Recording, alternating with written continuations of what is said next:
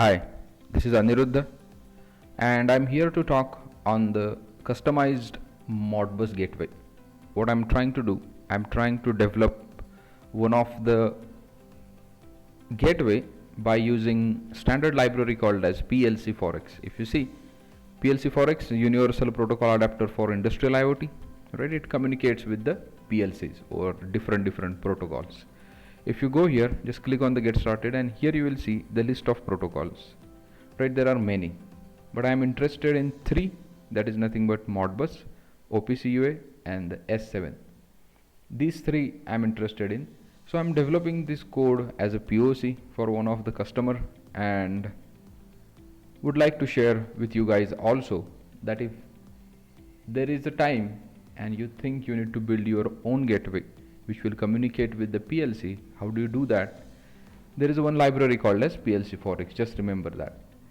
Okay, so here I have written a code for little bit more information. This is a Kotlin project. I have used programming language as Kotlin, right?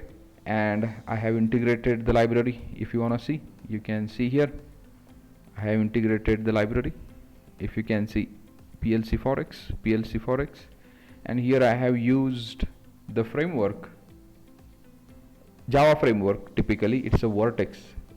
Whenever you want to have the high performance and highly scalable application, right, you need to think about many things, and Eclipse team has done a nice job and they have developed Eclipse Vertex. So this library I'm using something called as Vertex, right? On the top of that I'm using Kotlin programming language for writing the code, right?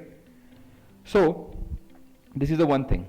Another thing, we don't have actual PLC over here, or we don't have actual machine to test the communication is working fine or not. For that there is another software which is developed. If you can see Modbus PAL, it is a Java Modbus simulator. What is a Modbus PAL? If you can see, it's a slave simulator.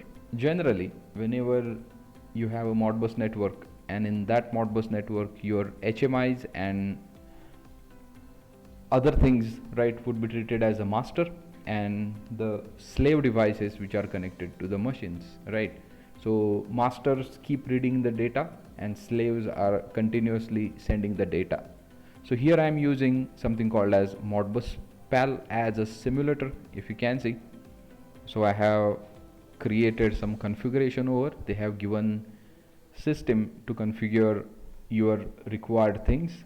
For one thing I would like to show you, so here is a random generator. So this will generate the random numbers and assign the data in the PLC registers. If you can see, these are the holding registers. You might be knowing PLC works in the holding register, coils, then input registers, right, and something like that. But I'm just worrying about the holding registers right now. So recently I have written a code for reading the data only. So here is a class that we have, and I have written the code for reading the data. If you can see, which reads the two holding registers, address number 10, address number 11, and it gives it to the vertical. Now the vertical is a concept of Vertex, right? I'm not going to go in that deeper. If you can see, this vertical connects to the PLC over the Modbus, right, over the Modbus TCP IP. If you can see here, this is the connection that is actually happening, right? And the library is this library PLC4X, right? This library does internal stuff and it makes sure that your connection is proper with the PLC, right? That's what this library does, and you'll get all the details of this library over here, how you are going to communicate. So you can communicate in a Go, Java, but I have opted for a Java. So being a full stack developer, so I opted a Java and my whole experience is in the Java only. That's why I opted for a Java, but you may go for the Go language also. That's no problem. Okay, so this is one thing. Then I have written a front end. For writing a front end, right, I have used something called as a lit element. So lit element is one of the web component library that I have used over here, and I'm just trying to put what you can say the data which is generated by which is generated in a PLC. I'm trying to put over here in a real-time manner. If you can see, as values are changing, I'll show you here. So values are, just moment, yeah, values are constantly changing, right? The green indicator is that the reading and writing operation is happening properly. If you can see address 10, so here you can see the values. So register values are changing, and same values you are getting on your browser or your browser app, right? So all with the help of this PLC4X library. For more details, you can go to the website and start reading it.